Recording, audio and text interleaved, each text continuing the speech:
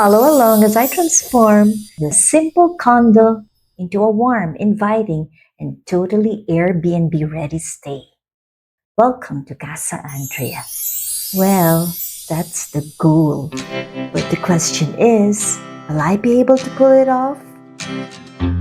Previously, we did the unglamorous but essential work, purging what no longer belongs, deep cleaning the space, and figuring out what needs to happen next. Then the makeover began to take shape as we laid the groundwork, repairing what needed fixing, repainting tired surfaces, and regrouting to bring back a clean, fresh finish. I'm not a professional interior designer. I'm just someone who loves turning spaces into cozy, inviting homes.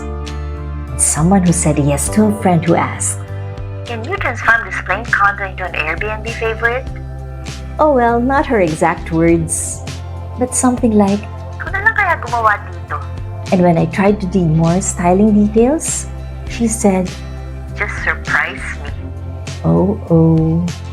So here we are, part 3, Finding the Vision. This is where we start building the design board and making the vision feel real.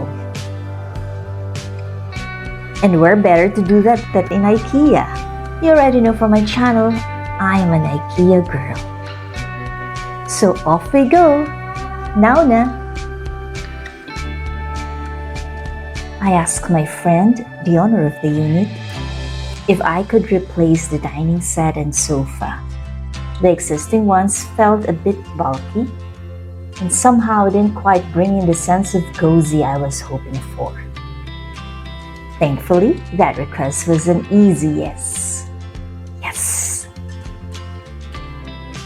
At first, I thought this corner would house the TV, along with the router, the cables, all the not so pretty but necessary things. But somewhere along the way, the idea shifted.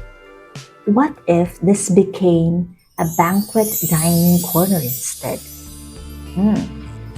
A bench sitting could double as storage. It could tuck neatly into this corner, save space, and still feel intentional. And since this is one of the first areas you see when you walk in, it felt right to make it a focal point. I started imagining it as a small bistro or a quiet coffee shop corner. Something warm, inviting, a place you'd actually want to sit and stay. A round table made sense, softer, safer, easier to move around in a small space. And with a banquet, it could even seat more people than expected. Yes, the idea was coming together, but I still couldn't quite see it fully. So I headed to IKEA, knowing I'd find curated pieces that could help bring this vision to life. With the help of one of our besties, we started looking. 2 corner benches, a round table, a couple of chairs, and of course, the lighting and little details that would set the mood. Because at this point, it's no longer just about furniture. It's about creating a feeling. And then the couch. I wanted something comfortable, with clean lines, light looking, not too heavy on the eyes, leaning towards a Scandi feel, or maybe mid-century. At this stage, the ideas were still a little in the air. So this part took a bit more time. I kept going back and forth, asking, observing, even getting little insights from fellow IKEA goers. Masarap. Comfortable. Every now and then I had to measure, sit, test the comfort, and imagine how it would actually feel in the space.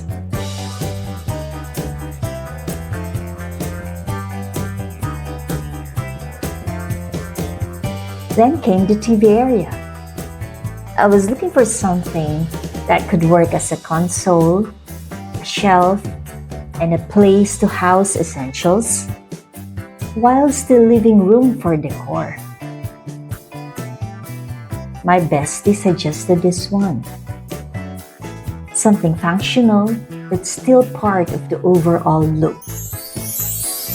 And of course, the divider. I knew I wanted something between the refrigerator and the open living area.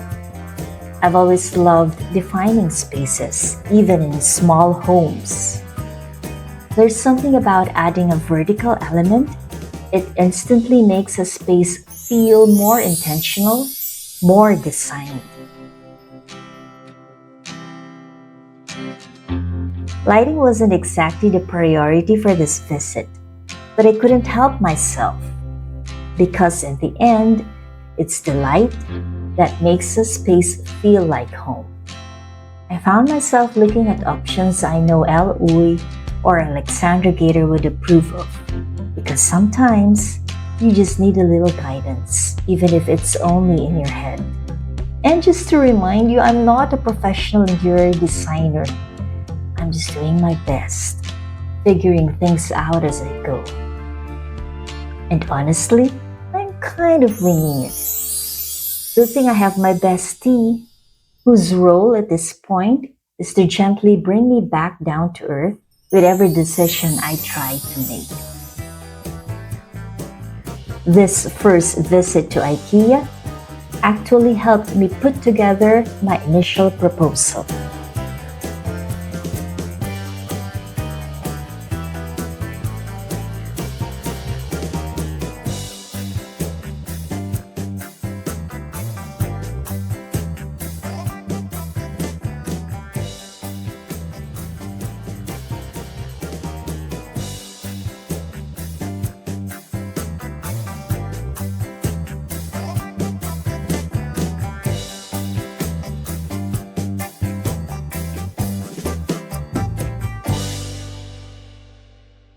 But in the end, the banquet dining idea didn't push through.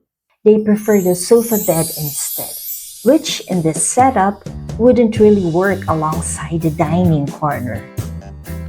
And honestly, a sofa bed does make sense. It really addresses Airbnb needs.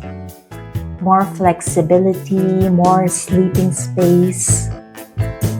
Interestingly, the owner also offered something else. A round, heavy-duty dining table they already had, which meant one less item to source. A little help on the budget. It's actually a bit smaller than the one I originally had in mind, but maybe that works better for this space. Style-wise, it leans more classic, with that rich, narrow wood finish. A bit more traditional than what I had in mind. But sometimes pieces like this can ground the whole look. And I don't really mind going a bit eclectic. So now the question becomes, how do I bring all of this together and still make it feel cohesive? And more importantly, will it all actually work? See you in part 4 of Airbnb Makeover Diaries. This is handling an Airbnb home my way.